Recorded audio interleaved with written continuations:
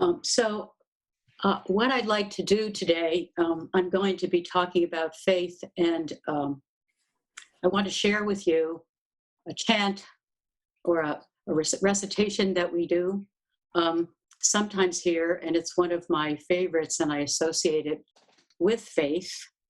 And I'm hoping that Blake can share that so that um, you can chant with me, along with me. Ehe koso hotsu ganman. We vow with all beings from this life on, throughout countless lives, to hear the true Dharma. That upon hearing it, no doubt will arise in us, nor will we lack in faith. That upon meeting it, we shall renounce worldly affairs and maintain the Buddha Dharma. And that in doing so, the great earth and all living beings together will attain the Buddha way. Although our past evil karma has greatly accumulated, indeed being the cause and condition of obstacles in practicing the way, may all Buddhas and ancestors who have attained the way be compassionate to us and free us from karmic effects, allowing us to practice the way without hindrance. May they share with us their compassion, which fills the boundless universe with the virtue of their enlightenment and teachings. Buddhas and ancestors of old were as we. We in the future shall be Buddhas and ancestors. Revering Buddhas and ancestors, we are one Buddha and one ancestor. Awakening Bodhi mind, we are one Bodhi mind. Because they extend their compassion to us freely, we are able to attain Buddhahood and let go of the attainment. Therefore, the Chan master, Lung Ya, said, those who in past lives were not enlightened will now be enlightened. In this life, save the body which is the fruit of many lives. Before Buddhas were enlightened, they were the same as we. Enlightened people of today are exactly as those of old. Quietly explore the farthest reaches of these causes and conditions, as this practice is the exact transmission of a verified Buddha. Confessing and repenting this way, one never fails to receive profound help from all Buddhas and ancestors. Revealing and disclosing our lack of faith and practice before the Buddha, we melt away the root of transgressions by the power of our confession and repentance. This is the pure and simple color of true practice, of the true mind of faith, of the true body of faith.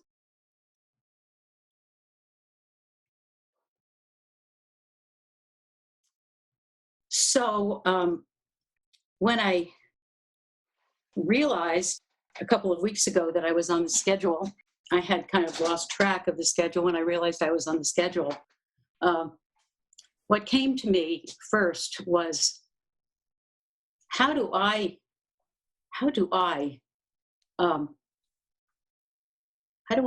meet this great not knowing? How do I hold it all of it?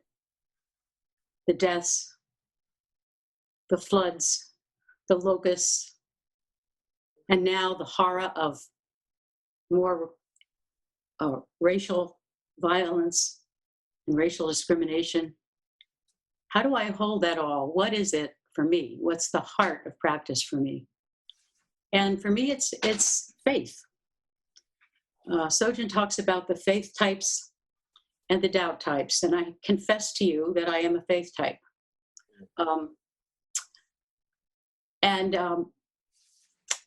And so I thought I would talk about faith a few weeks ago, and then Blake, would you just show that picture quickly? I came upon a couple weeks ago in the newspaper, in the New York Times, when I was looking at the Week in Review, a great headline, as you see in the Times, No one knows what's going to happen with a crystal ball. And in it was an article about how difficult it is for us in this time of not knowing. That's okay, Blake.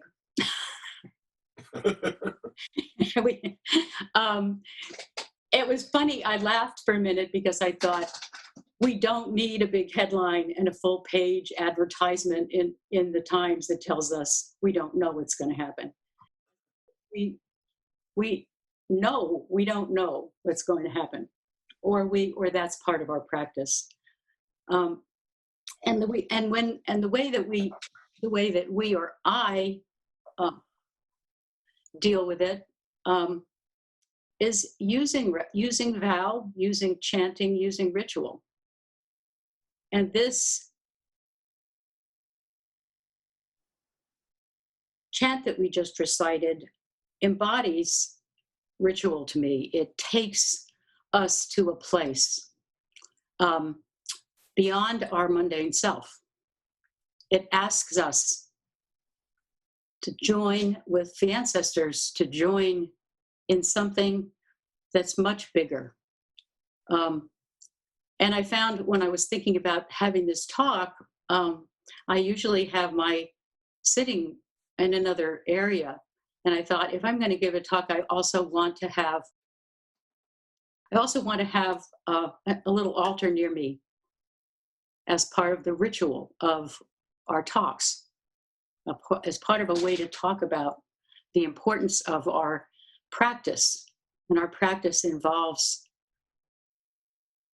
using ritual objects like objects on an altar, sitting, walking meditation, chanting. All of these are part of what holds us in the practice. So this particular chant, I'm going to talk about this particular chant for the rest of my time. Sojin gave a talk a long time ago about this, and his translation of the Eihei Hotsu Koso Hotsu Ganman, his translation of that is Old Dogen's practice of faith in the Dharma. Other translations are Dogen's great faith vow. And for me, I guess what I like is something like faith, the heart of Dogen's Zen practice. This vow comes from Dogen fascicle, the 8th fascicle in the Shobo Genzo, called "The Rippling of the Stream and the Contour of the Mountain." So in my remarks, I'm going to talk about the vow itself, and then I'm going to also proceed to talk about to give you some excerpts from the fascicle. So first, I wanted to kind of have a disclaimer. When I talk about faith in the Buddhist sense, this isn't faith in some particular thing. It's not faith in some particular person. Although we may have a teacher that we trust, although we may have people in our lives that we trust, this faith is different. It is not a noun, it's more like a verb. We faith our practice. The Pali word for faith is saddha, S-A-D-D-H-A, and that means to place one's heart upon. So it means that we actively place our heart upon, or offer one's heart, or give over one's heart completely to our practice.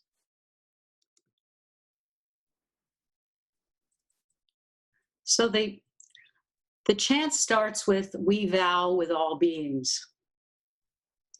And this vow echoes Buddha's first words after his 7 days of sitting, on the 8th day, sitting under the Bodhi tree, he announced, "When the morning star appeared, I and the sentient beings of the earth simultaneously attained enlightenment." So this notion of awakening with all beings is really at the heart of our Mahayana Zen practice. Many of the old stories that are referred to in the fascicle are stories of old Buddha, the Buddhas before Buddha, the practitioners of old, all realized that their solitary practice, just as the Buddha realized that a solitary practice isn't enough, that we can't settle until we bring other beings along with us. And that's that realization that the Buddha had, we have too when we practice. We practice in Sangha, we don't practice alone. We need each other, we need the Sangha, and we need all beings. We are part of a universe of beings who are interconnected with each other. And the power of our sitting together and our concentrating together and opening up together, this is great power. Power that has a great influence.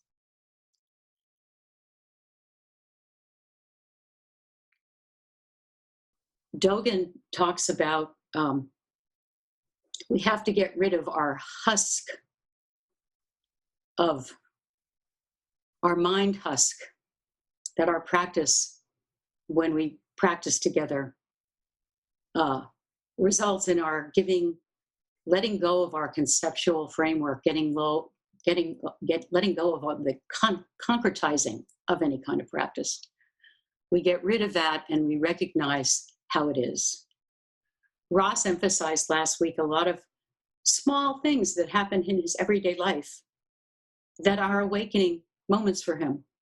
It doesn't take a big awakening moment. It takes just sitting down and letting go, opening your eyes, your ears, all your senses, all your feelings, opening completely and letting go. And when that happens, you develop an intention. You develop bodhicitta, an aspiration to awaken. But we do it, yes, we're one, and we're many, and we're not one and not two. We do that aspiration is not ours alone. When we awaken and we begin to have experience of seeing and letting go.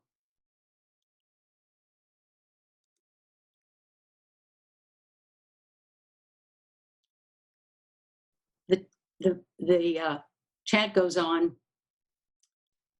We vow with all beings from this life on throughout countless lives.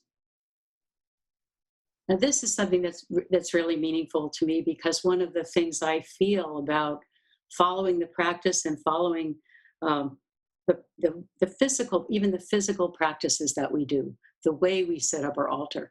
Whenever I am in a ceremony in the Zendo, I feel the presence of many.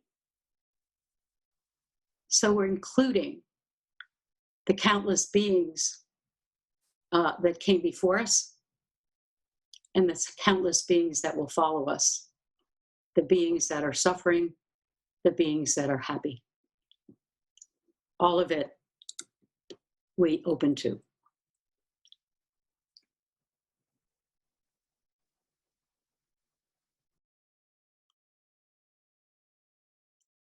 And for me, one of the things we do when we have a ceremony like Jukai or a pre-ceremony, the first thing we do is call in the ancestors.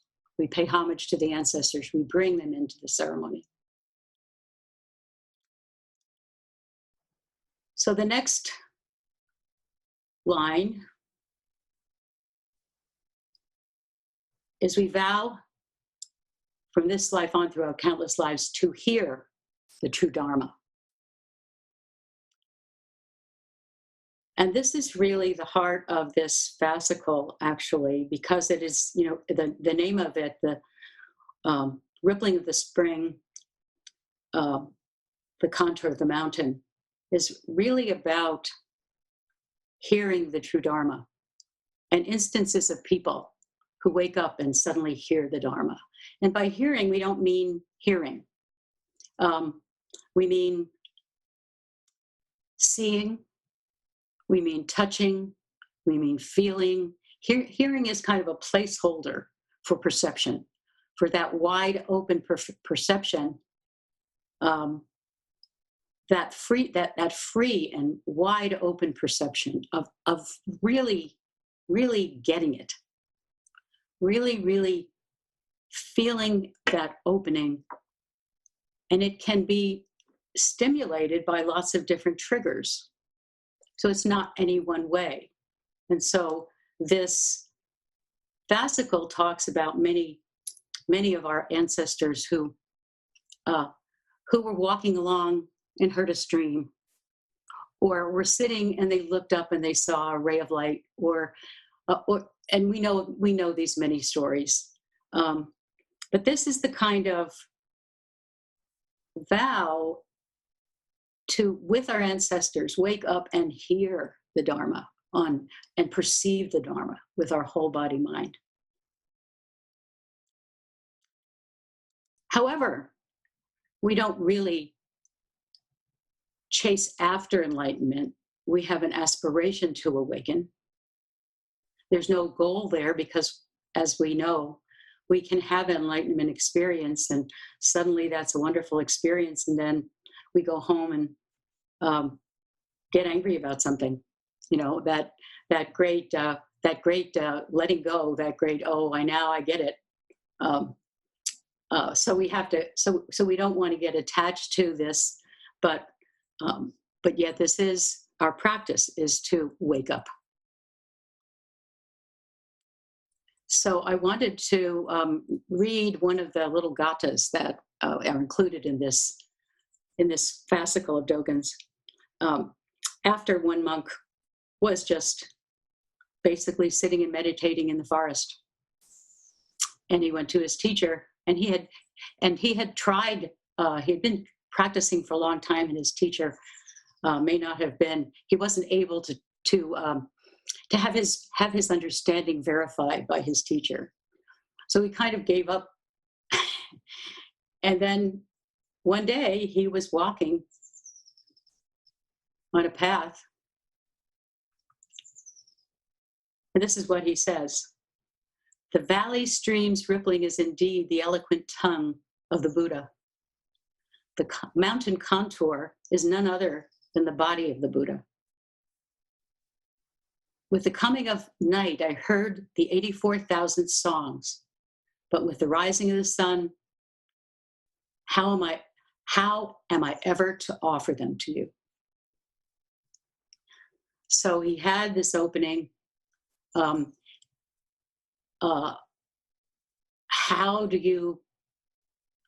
do you even share that? It's beyond sharing. It's beyond talking. And it changes the way you move forward.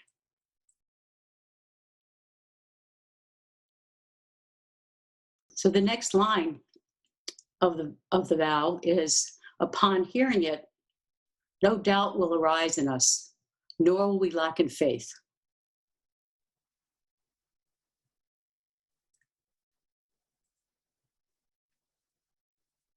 Dogen believed deeply that our hearing experience, is the ultimate reality of non-duality and the interconnectedness of the world, the internet, and particularly in this particular sutra where he's talking about insentient beings, that incredible interconnectedness and non-duality between us and that experience, us and the rippling stream.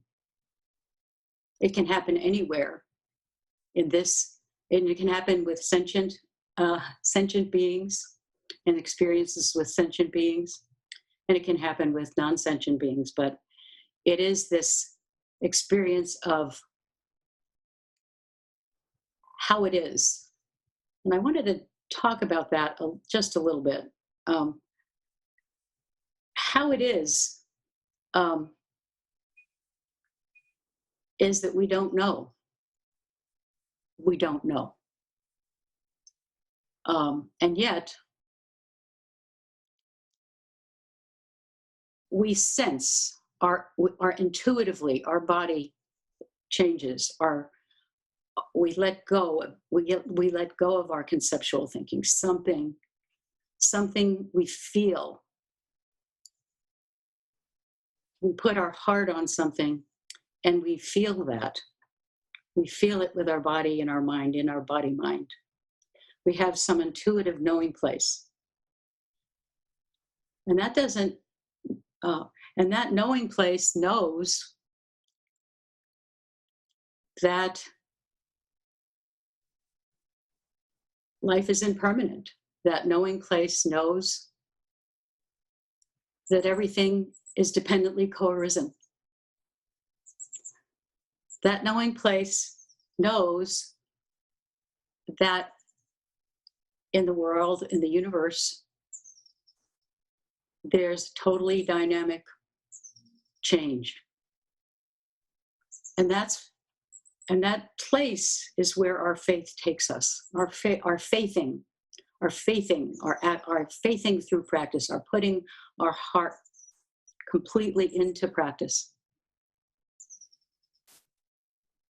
gives us that place of peace and tranquility, that place in which knowing and not knowing are the same thing.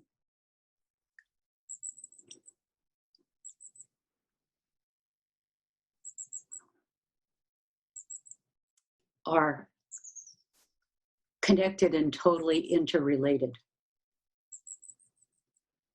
We have some sense of knowing, but we really don't know anything about what's going to happen in the next moment.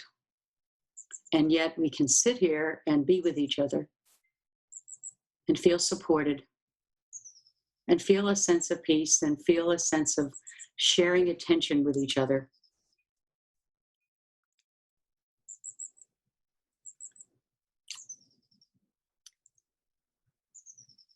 And there are barriers to our not knowing, our knowing and our not knowing, to our faithing the practice.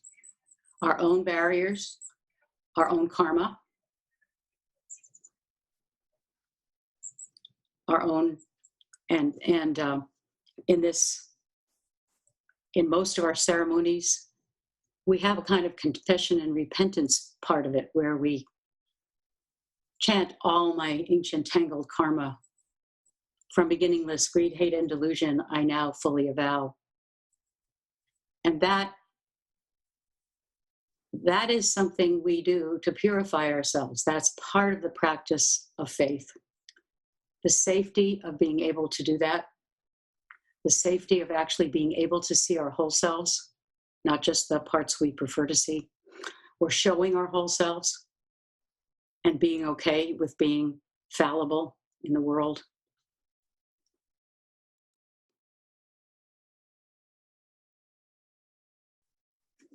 But the vow tells us that if we make a vow and if we repent with all beings, that we will then be free, that we will get rid of our husk, that we will get rid of our hindrances and be able to practice without effort, joyful effort, the joyful effort of practice.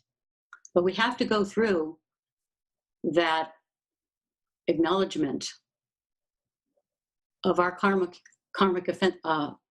hindrances and some of our actions in the past, or some of our actions yesterday or tomorrow, because we know they'll be there.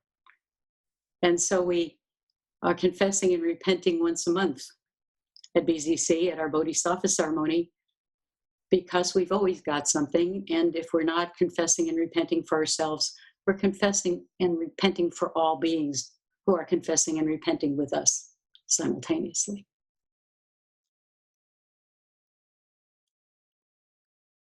So one of the things I want to just mention before I stop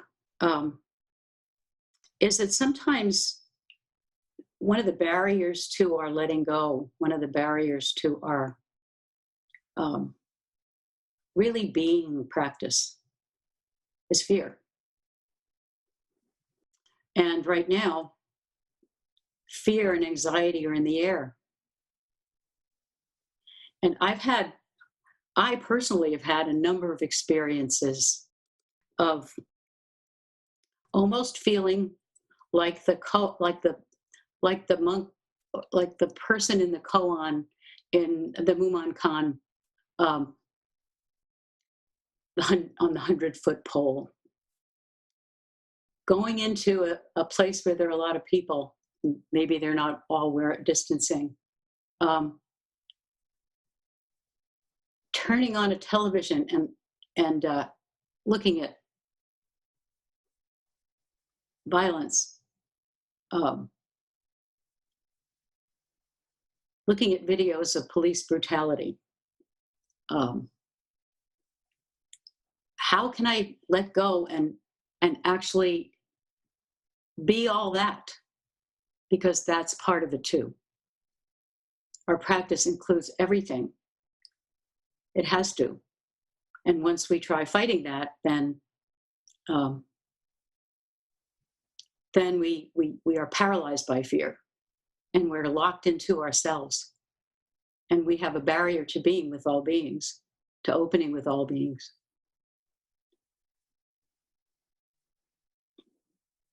So I was very involved with that koan when I was getting ready for priest ordination, and talked about it a lot with Sojin. And as a result, I wrote this to Sojin. A monk asked Sojin, "How do I proceed from the top of the 100-foot pole?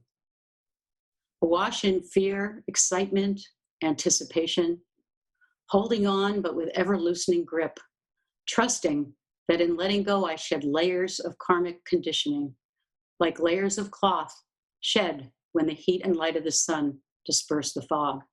A procession of ancestors beckon me to follow, to take the next step, the awesome step into not knowing." So I want to invite you to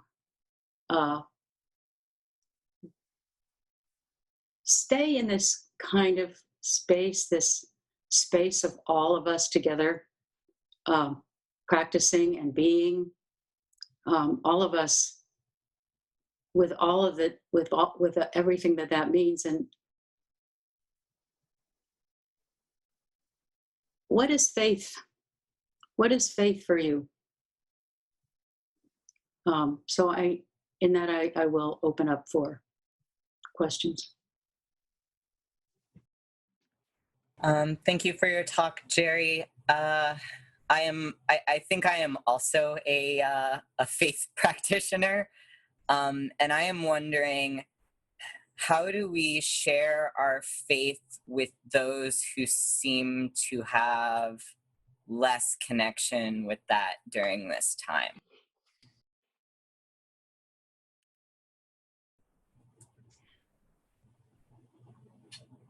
I think it's not, it's we share ourselves. We share ourselves, and we share our perceptions. We ask questions. So we can share something that we are perceiving, and how we deal with it. Just like we share with a friend, this is what's going on for me right now. And I've been trying to work with it this way, and this seems to work for me, or something like that, rather than a kind of proselytizing. You can also go for a walk and as we did, and noticed how vibrant the flowers are, how vibrant, how intense the light is, helping people to be opening up to what's there, everything that's there. Hi, Gerry. Thank you for this beautiful talk, much needed. You mentioned something about that knowledge, that knowing place knows that in the world, in the universe, there's a dynamic. I didn't get the last part.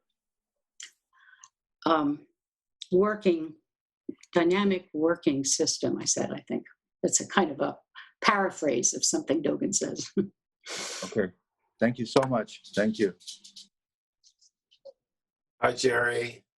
It's great to see you. And thank you for your talk very, very much. And I have a mixture of doubt and faith in me. I feel great faith in our practice. And my doubt comes up when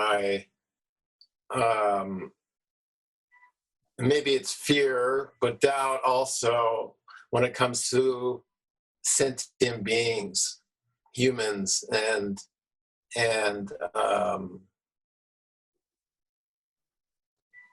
all the state of the state of the world, and how we've treated our planet and how we treat each other, and so it's hard to sometimes, for me, it's very difficult to have faith that humans can be transformed or transform ourselves to the highest ideals of Buddha and enlightenment, and whether or not we're capable. I mean, I guess I feel like I'm capable of it, and maybe everybody is capable. That is the faith. But it's the reality around me really troubles me. So I think,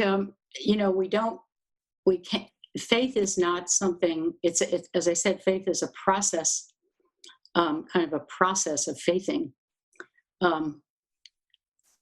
And we know, if we open ourselves up widely, we know that at any moment, at any time, this whole host of things are happening.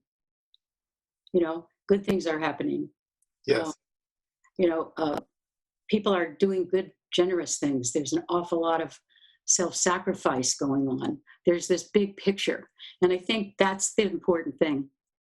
As much as we hear about certain things that are bad, which the media loves to tell us about it, there are all sorts of things going on. And it's really making sure that we don't get caught kind of narrowing our consciousness, constricting ourselves into a little ball of, anxiety or self-righteousness or anger. That is not what we have faith in. Is that we have a practice that gives us ways of actually dealing with that. Whether we do a ritual act, whether we feel that we have to take more action than we can still be active in the world and try and do wholesome things or join wholesome efforts. We're not passively accepting these things, but we can't get caught by them. Otherwise, we lose our agency, and we lose our ability to really function well in the world. We have to be we have to accept on some radical way. We have to accept that this is the world. It's never been any different, as Sojin has said to us many times. It's never been different, and it will be the same. But in that sameness is a lot of good. It's a lot of good. I lowered my hand, but I'm happy to still ask the question, Gerry. Thank you. This was a really moving talk for me. And I particularly love the verbifying of faith. That feels, I like that we are faithing our practice is very strong for me. You spoke near the end about the barriers to faithing, and you alluded to fear.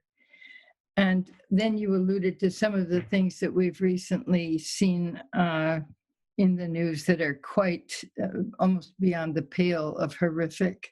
And I wonder if you could address a little bit the difference for me, the difference between knowing that we are all one, or that we have, each of us has all this in us, these possibilities, etc. How do you actually work?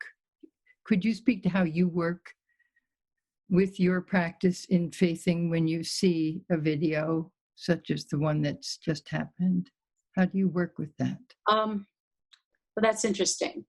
This is actually very personal for me, because I think what I do is when I start to feel that intense hatred or that intense outrage, I actually enter a dialogue with myself. Like, I actually haven't yet got to this place with this policeman, but I will. It's kind of like, well, what sort of conditioning, what sort of life produces somebody who can be a monster? What are the causes and conditions? It's how they have these dramatic things that people go to prison and they have some kind of transformation because they've had most people who abuse have been abused. Right. They didn't just arise as a racist. It was drummed into them by their parents or their community. So it's not that they would give them a pass, but it's a tragedy when that evil is done. The karmic effects of that evil.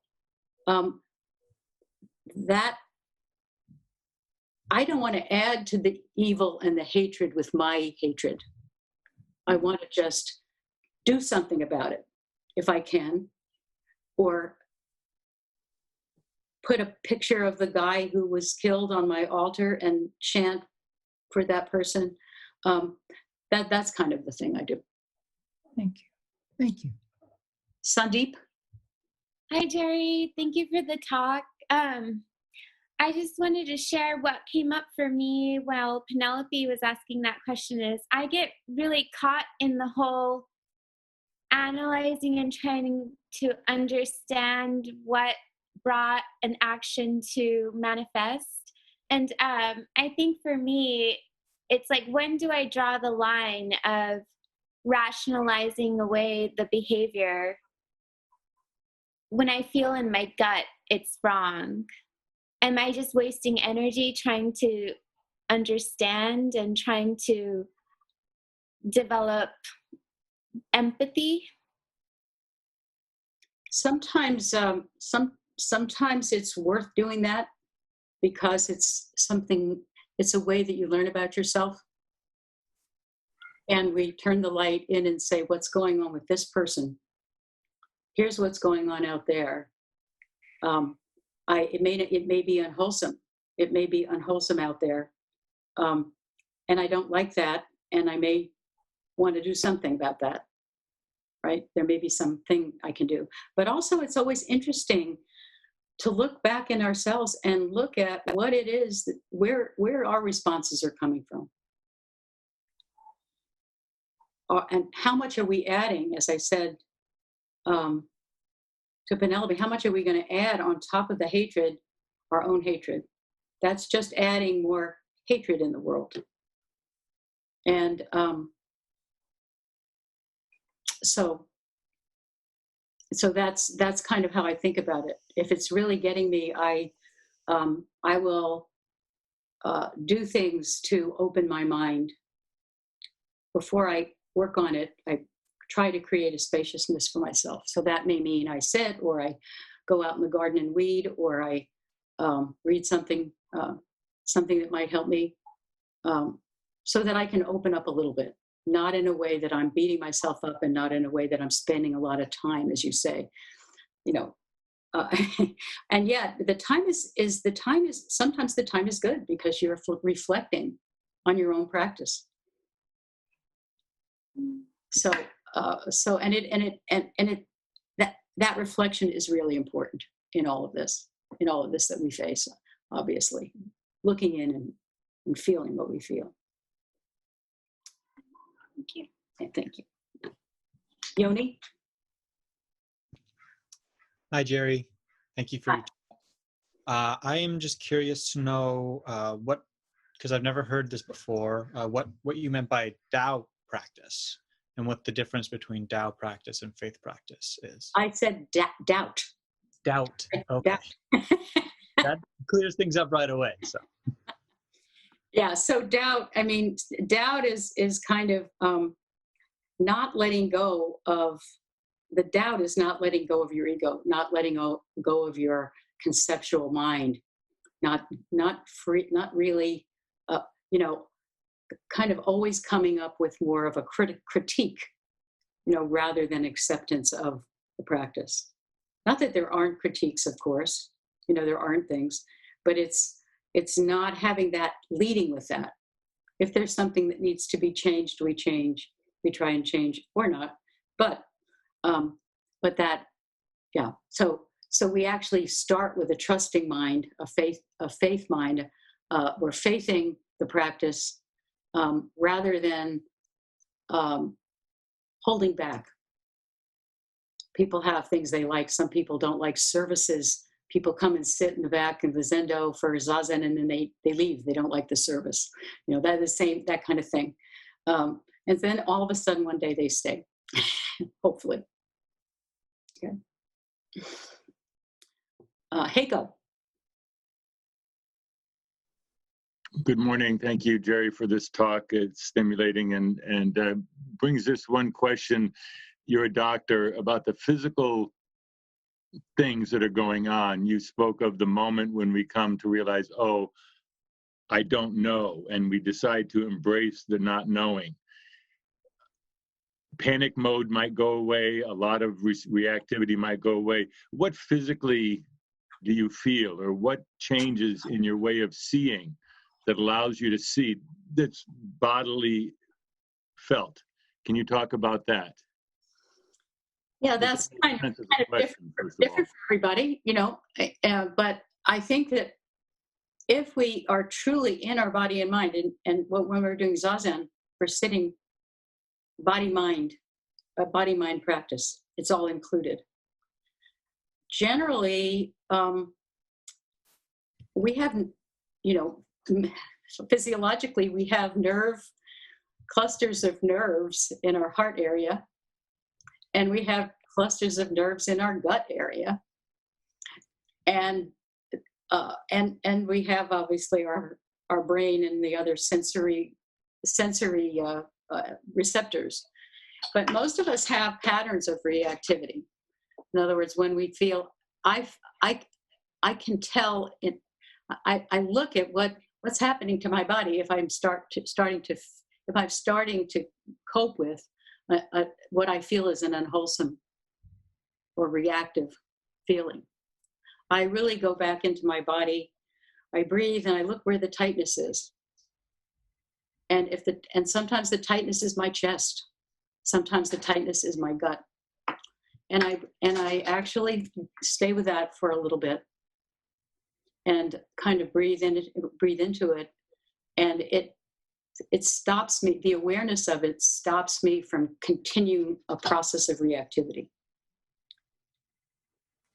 So so some people just go back to their breath. We tell a lot of people to go back to their breath.